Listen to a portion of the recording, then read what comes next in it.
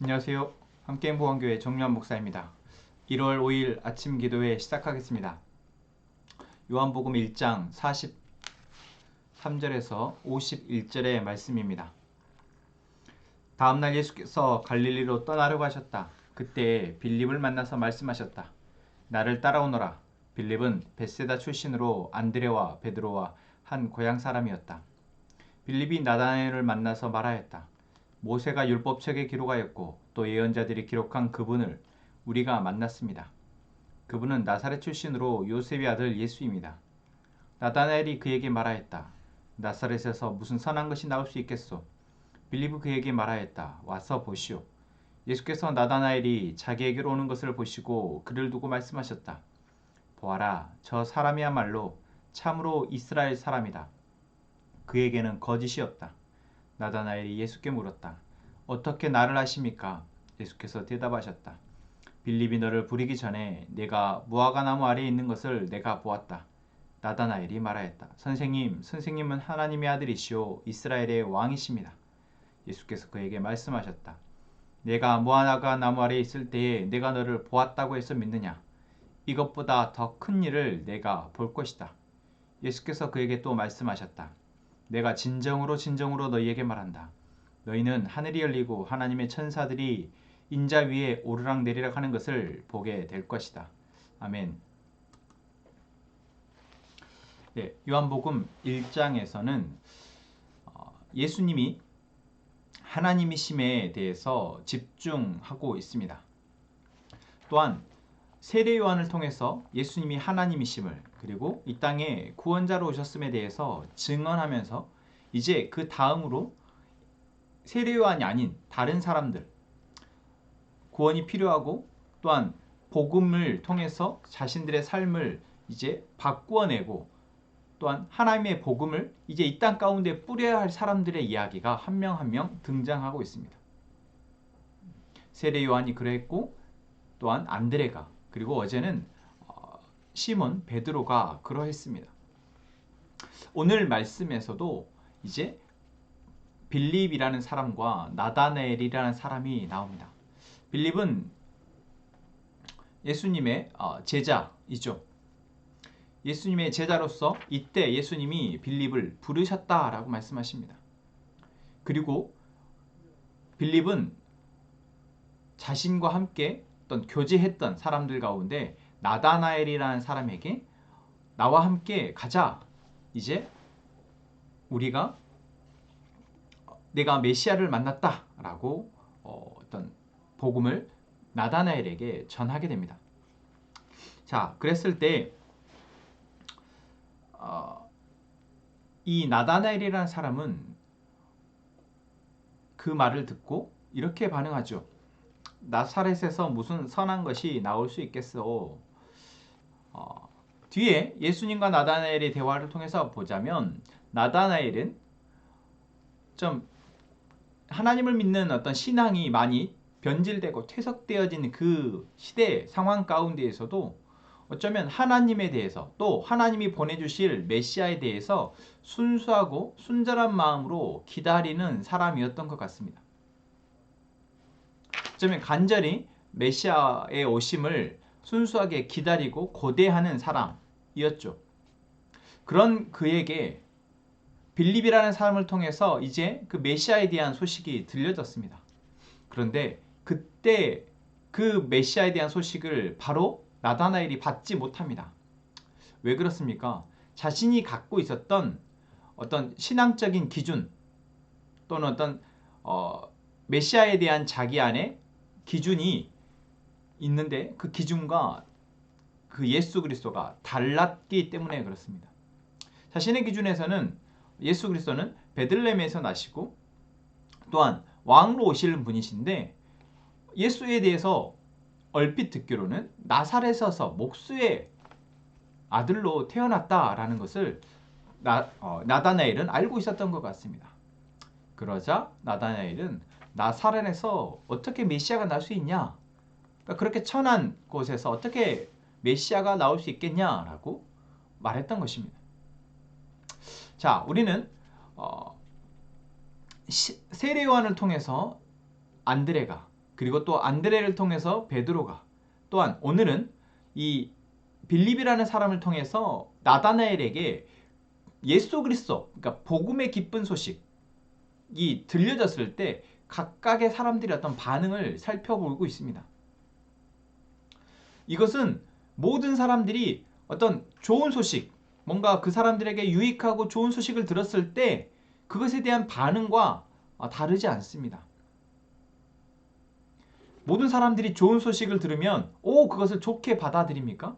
그렇지 않죠. 어떤 사람은 그 소식에 대해서 아무 의심 없이 그래요? 하고 바로 긍정적인 반응을 하는 사람도 있지만, 어떠한 사람은 그거에 대해서 의심하고 부정적으로 바라보고 절대 나는 믿을 수 없다 라고 생각하는 사람도 있습니다. 또한 어떤 사람은 그거에 대해서 더 알고자 하는 사람도 있죠. 그래요? 그럼 내가 좀 더 살펴보고 싶습니다 라고 말하는 사람도 있습니다. 어쩌면 요한복음의 1장에서는 그러한 사람들의 어떤 유형에 대해서 우리에게 보여주고 있는 것 같습니다. 이것은 마치 우리가 누군가에게, 이제 찾는 이에게 복음을 전했을 때 그들 역시 그 복음에 대해서 어쩌면 나는 확신해서, 나는 정말 그들에게 순수한 마음으로, 진실한 마음으로, 그들이 정말 행복했으면 좋겠는 마음으로 복음을 전하지만 그것을 들은 그 사람들이 반응하는 반응과도 비슷할 것입니다. 아마 대부분은 순수하게 기쁨으로 받아들이기보다는 의심하거나 또는 필요 없다고 여기거나 또는 강하게 반발할 것입니다. 그 가운데 어쩌면 나다나엘과 같은 사람도 있을 수 있죠. 자신이 알고 있는 어떤 진리에 대해서, 어떤 좋은 소식에 대해서, 어떤 좋은 것에 대한 기준을 가지고 그 자기의 기준에 합당하지 않기 때문에 네가 말하는 그 복음이, 네가 말하는 그 신앙이, 네가 말하는 그 예수가 뭐 얼마나 대단하냐 라고 말할 것입니다. 그때 빌립은 뭐라고 말합니까? 와서 한번 보십시오 라고 얘기합니다. 자, 여기서 와서 보라는 이야기를 어떻게 받아들여야 할까요? 보통 교회에서는 여기서 와서 보라는 이야기를 교회로 초대하는 것으로 많이 이야기를 합니다. 그래서 일단 교회로 데리고 따라오도록 얘기하는 것이죠. 그런데 여러분, 여기서 보십시오. 와서 보라는 말이 교회로 데리고 오는 것입니까? 아닙니다. 빌립이 와서 보러 가는 것은 무엇을 보러 가는 것입니까? 예수 그리스도를 만나라는 것입니다. 자신이 그러했고 안드레나 베드로가 그러했던 것처럼 복음의 진수, 복음의 진짜 복음을 직접 보고 경험해 보라는 것이었습니다. 물론 교회로 데리고 오는 것이 하나의 그런 수단, 방편이 될 수 있죠. 하지만 여러분, 어떤 모두가 군중이 모여있는 곳에서 또는 그냥 익숙하게 드려지는 예배 가운데에서 복음을, 예수를 처음 접하는 사람이 맞아들이고 그것을 경험하고 깨달을 수 있을까요? 물론 간혹 그런 경험, 처음 교회를 갔는데 기도하다가 갑자기 눈물이 터지면서 자신이 죄인됨을 깨닫고 이렇게 회개하고 나오는 경우가 정말 간혹가다 있습니다. 하지만은 대부분은 그렇지 않습니다. 여기서 와서 보라는 이야기를 이 시대에 우리에게 적용해 본다면 무엇일까요? 그렇습니다. 예수를 만난다라는 것은 지금 우리가 직접 얼굴로 대면할 수 없기에 예수를 만난다라는 것은 그 복음의 진리를 만나는 것입니다. 그래서 우리가 와서 보라고 말하는 것은 예수 그리스도가 누구이신지에 대해서, 그리고 그분이 하신 일에 대해서 진리로, 말씀으로 그들에게 보여주고 가르쳐줘야 한다라는 것이죠. 또한 와서 본다는 것은 무엇입니까? 예수와 함께 직접 예수 그리스도의 삶을 경험하는 것입니다. 이것은 그분의 사랑, 그분의 마음을 느낄 수 있어야 하는 것이죠. 그럼 무엇으로 우리가 비교할 수 있겠습니까? 맞습니다. 먼저 예수 그리스도를 믿은 작은 예수인 먼저 믿은 그리스도인 우리를 통해서 그들이 예수를 보게 된다라는 것입니다. 말씀이신 예수 그리스도를 만나게 해주는 것, 또한 사랑이신 예수 그리스도, 바로 먼저 예수 그리스도를 믿은 우리를 통해서 그들에게 예수 그리스도가 보여주고 경험되어질 때 그들은 오늘 나다나엘과 같이 이제 예수를 자신의 삶의 구주로 고백할 수 있을 것입니다. 물론 그 안에 여러 과정들 또는 시간들이 필요합니다. 하지만 중요한 원리는 우리가 예수를 그들에게 보여줘야 한다는 것입니다. 내가 또한 우리 공동체가 그들에게 단순히 우리 교회가 이렇게 자리하고 있고 우리 교회는 이렇게 예배를 드리고 있고 라가 아니라 예수가 누구이신지와 그분이 무엇을 하셨는지와 그분을 통해서 먼저 믿은 나에게 살아계시는 살아서 역사하시는 예수 그리스도를 그들에게 보여줘야 한다는 것이죠. 여러분, 그러기 위해서 우리가 잘 공부하고 잘 암송을 해서 그들에게 복음을 전합니까? 아니요, 그렇지 않습니다.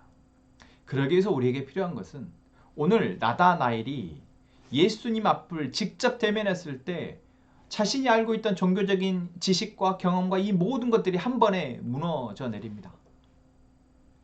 여러분, 우리의 매일이 사실 그러해야 합니다. 내가 알고 있다고 생각하고 내가 할 수 있다고 생각하고 내가 가지고 있는 어떤 신앙의 기준들이 예수 그리스도 앞에서는 철저하게 무너져 내릴 수밖에 없습니다. 오늘 나에게 펼쳐지는 이 상황 가운데에서 오늘 내게 들려지는 이 말씀 가운데에서 우리는 나다나엘과 같이 어떤 내 기준에서 그것을 판단하고 평가하고 순종하려고 하는 것이 아니라 적용하려고 하는 것이 아니라 오늘 나의 상황 가운데 예수 그리스도 그분이 나에게 말씀하시는구나. 그분의 말씀을 겸손하게 받아들고 그분의 말씀에 믿음으로 순종하려 나아가려 할 때 여러분 바로 우리가 복음의 증거자로 복음의 전수자로 하나님께서 사용하실 것입니다. 오늘 두 가지를 이야기를 나눴습니다. 먼저는 와서 보라는 것이 무엇이냐, 우리가 전해야 할 것이 무엇이냐, 예수 그리스도의 진리이신 예수 그리스도를 말씀으로 가르쳐야 하며 또한 우리의 작은 예수된 우리가 그것들을 보여줘야 한다는 것이죠. 또한 그러기 위해서 우리는 매일매일 말씀 앞에 예수 그리스도 앞에 겸손하게 나아가야 합니다. 그리고 믿음으로 순종하는 삶을 살아낼 때 그것이 가능할 것입니다. 오늘 우리에게 주신 말씀을 생각하며 우리 함께 찬양하고 기도합시다. 내 갈급함 어느 곳으로 채울 수 없네. 내 갈급함 상한 나의 심령에 내 갈급함 부르짖는 소리 들으소서. 내 갈급함 주의 음성 들리네.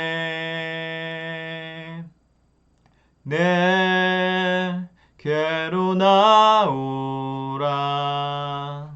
영원히 목마름 전혀 없으리. 내게로 나오라. 가까이 생수의 근원 되신 주께 내게로 나오라. 영원히 목마름 전혀 없으리. 내게로 나오라. 가까이 생명의 근원 되신 주께. 다시 한번 고백합시다. 내 갈급함 어느 것으로 채울 수 없네. 내 갈급함 상한 나의 심령에 내 갈급함 부르짖는 소리 들으소서. 내 갈급함 주의 음성 들리네. 내 내게로 나오라. 영원히 영원히 목마름 전혀 없으리. 내게로 나오라. 가까이 가까이 생수의 근원 되신 주께 내게로 나오라. 영원히 영원히 목마름 전혀 없으리. 내게로 나오라. 가까이 가까이 생명의 근원 되신 주께. 아멘. 하나님, 우리의 겉과 속을 다 아시는 주님 앞에 우리가 먼저 겸손하게 하시옵소서. 하나님, 그래서 우리에게 들려지는 말씀에 우리의 믿음으로 순종할 수 있도록 도와주십시오. 그래서 우리를 통해서 주의 복음이 다른 사람들에게 전해지게 하시고 그 복음이 또 다른 사람들에게 전해져서 하나님이 계획하시는 하나님 나라의 복음이 땅끝까지 모든 사람에게 들려지게 하여 주옵소서. 하나님, 우리 함께 행복한 공동체를 사랑하신 하나님, 우리 공동체를 통해 하나님의 나라 복음을 이 세상 가운데 전하게 하실 하나님, 먼저 우리가 그 복음을 선명하게 알게 하시고 우리가 알아진 만큼 살아낼 수 있는 은혜를 허락하여 주옵소서. 하나님, 정종열 형제, 유양심 자매, 그리고 유채 자매, 권희 형제 가족, 이 가족을 위해서 기도합니다. 하나님, 이 가족에 하나님의 지혜가, 하나님의 능력이 나타나게 하셔서 그 어떤 것도 비교할 수 없는 참 행복과 참 기쁨으로 살아가게 하여 주옵소서. 하나님, 우리가 각자의 기도 제목을 가지고 하나님 앞에 기도할 때 하나님의 뜻을 들려주시며 그 뜻을 믿음으로 순종하며 기도하게 하여 주옵소서. 하나님의 뜻이 이루어질 때까지 쉬지 않고 기도하게 하여 주옵소서. 이 시간 함께 기도합시다.